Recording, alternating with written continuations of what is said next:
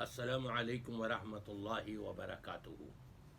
نحمدہ و نصلی علی رسولہ الکریم، اما بعد۔ برادران اسلام، ہم سب کا یہ ایمان ہے کہ ہمارا دین کامل و مکمل ہے، اور دین کس پر مکمل ہوا؟ ہمارے نبی پاک صلی اللہ علیہ وآلہ وسلم کی ذات اقدس پر مکمل ہوا۔ اور نبی نے بتایا، میں تمہیں یہ دو چیزیں چھوڑ کے جا رہا ہوں، لن تضلوا ما ان تمسکتم بہما، کتاب اللہ و سنتی، تم جب تک ان دو چیزوں کو تھامے رہو گے ہرگز کبھی گمراہ نہیں ہوگے۔ ایک کتاب اللہ، اللہ کی کتاب قرآن کریم، دوسری حدیث۔ اب لوگ کیا کہتے ہیں؟ ہر وہ عمل کہ جس کا قرآن میں ذکر نہیں، حدیث میں ذکر نہیں، کہتے ہیں منع بھی تو نہیں ہے۔ اگر منع نہیں ہے تو پھر تو وہ جائز ہوئی۔ تو ذرا آپ دیکھیں قادریوں کی باتیں کہ کس طرح سے یہ لوگوں کو بہکا رہے ہیں، سنی ٹنڈیوں کو، اور قبروں کے اوپر اذانیں دلوا رہے ہیں۔ قرآن و حدیث کی دلیل ٹھیک ہے مانیے، میں تو یہ کہا کرتا ہوں 3 عیدیں مناتے ہو نا، 2 عیدیں ثابت کر دو، بخاری نہیں کسی ضعیف حدیث سے ثابت کر دے کوئی۔ 3 عیدیں ہیں، عید، باسی عید، تیر باسی عید۔ تمہاری عید باسی ہوتی ہوگی، میری عید تو تازہ ہے۔ باسی عید ثابت کرو، تیر باسی عید ثابت کرو، دوسری عید ثابت کرو، تیسری عید ثابت کرو۔ یعنی عید میلاد النبی کس نے منائی؟ میں نے منائی۔ اچھا، دوسری اور تیسری عید کس نے منائی؟ تم نے منائی۔ اب تم مناؤ، ہاں تو صحیح ہے۔ میں اگر عشق رسول میں ڈوب کر مناؤں تو مجھ سے ثبوت مانگا جائے۔ اسی طرح شریعت نے اذان قبر کا منع نہیں کیا تو جائز ہو گیا۔ اللہ اکبر، اللہ اکبر، اللہ اکبر، اللہ لا الہ الا اللہ۔ میرے بیٹے تنویر قریشی پڑھو، لا الہ الا اللہ محمد الرسول اللہ۔ پڑھو، یاد کرو، لا الہ الا اللہ محمد الرسول اللہ۔ الیاس قادری صاحب ایک طرف تو کہتے ہیں صرف قرآن و حدیث، یعنی یہی قابل قبول ہوگا، اور پھر اس کے ساتھ ساتھ یہ بھی کہہ رہے ہیں کہ جو قرآن و حدیث سے ٹکرائے وہ جائز نہیں۔ ان کو اتنی سمجھ نہیں آتی کہ جو کام ہم اپنی طرف سے کر رہے ہیں اور قرآن و حدیث میں ذکر نہیں ہے تو وہ سارے کام ٹکرانے والے تو ہیں۔ کہتے ہیں مجھے دکھاؤ بخاری میں، قرآن میں کہیں پر بریانی کا ذکر ہو، تم جو یہ سب دیکھے اور وغیرہ یہ کھاتے ہو، اس کا ذکر ہو۔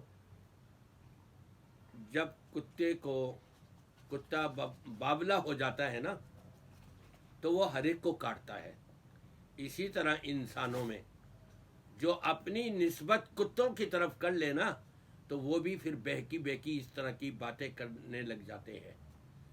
حیرت یہ ہے، ان سے کوئی یوں پوچھے کہ نبی پاک صلی اللہ علیہ وسلم نے ظہر کی 4 رکعتیں پڑھی ہیں اور اس کا حکم دیا ہے کہ یہ پڑھو تم، لیکن کہاں پر ہے کہ تم 5 رکعتیں نہ پڑھنا؟ منع تو نہیں ہے نا۔ اب اگر کوئی 5 رکعتیں ظہر کی پڑھ رہا ہے، آپ اس کو منع کرو گے کہ نہیں؟ ہاں جی منع کریں گے۔ کیوں کریں گے؟ اس لیے کہ نبی نے نہیں پڑھی۔ کہنے والا یہ کہہ رہا ہے کہ حدیث میں کہیں منع بھی تو نہیں ہے، جب منع نہیں ہے تو لہذا وہ کام کیا جا سکتا ہے۔ یہ لوگوں کو کہہ رہے ہیں کہ میاں یہ کس طرح سے دھوکے دیتے ہیں اور کس طرح سے یہ لوگوں کو ورغلاتے ہیں، جبکہ خود ہی دھوکہ کھا بھی رہے ہیں اور دھوکہ دے بھی رہے ہیں۔ خود بھی ورغلائے میں آ چکے ہیں اور دوسروں کو بھی ورغلا رہے ہیں، اور پھر ساتھ ساتھ یہ کہتے ہیں کہ اچھا مجھے یہ بتاؤ، عید الفطر ایک دن ہے نا، تم 3 دن کیوں مناتے ہو عید؟ لاؤ مجھے قرآن سے اور حدیث سے، بخاری سے کہیں سے دکھاؤ، کہیں ہے؟ تم ہم کو منع کرتے ہو کہ جی عید میلاد النبی یہ ثابت نہیں۔ عید میلاد النبی کون مناتا ہے؟ کہتے ہیں جی میں مناتا ہوں۔ اور عید الفطر کے دوسری اور تیسری دن تم عید مناتے ہو، باسی اور تباسی، یہ کون مناتا ہے؟ تم مناتے ہو۔ تو مجھے ثبوت دو یہ باسی اور تباسی عید کا ان کو اتنا نہیں معلوم، ہم تو باسی عید سے شوال کے روزوں کا آغاز کر دیتے ہیں. ہم کہاں منا رہے ہیں باسی و تباسی؟ اور عید کے دن روزہ رکھنا نبی پاک صلی اللہ علیہ وسلم نے منع فرمایا ہے. تو دوسرے اور تیسرے روز سے جب ششعید کے روزوں کا آغاز کیا جا سکتا ہے، اس کو عید کیسے کہہ سکتے ہیں؟ عید تو ایک ہی دن ہوتی ہے، وہ عید الفطر کا دن، اور عید الاضحیٰ بھی ایک ہی دن ہوتی ہے، وہ ہے 10 ذی الحجہ کا دن. باقی ایام جو ہیں وہ اور مسائل کے لیے ہیں، لیکن عید کا دن ایک ہی ہوتا ہے، اور یہی 2 عیدیں ہوتی ہیں.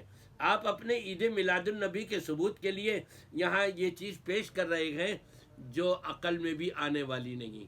میں تو یہی کہوں گا اللہ تعالیٰ ان کو عقل عطا فرمائے قرآن اور سنت کی. یہ باباؤں کی باتوں پر آ کر کے یہ اس قسم کی باتیں کرتے ہیں.